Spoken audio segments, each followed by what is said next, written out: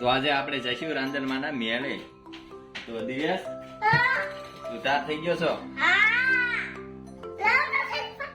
ચશ્મા હાલો. તારે શું લેવાનું છે?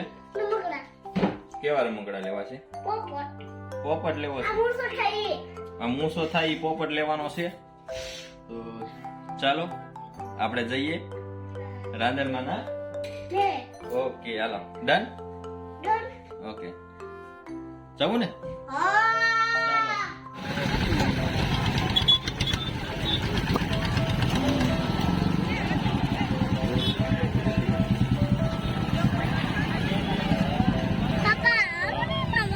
હા હાલો.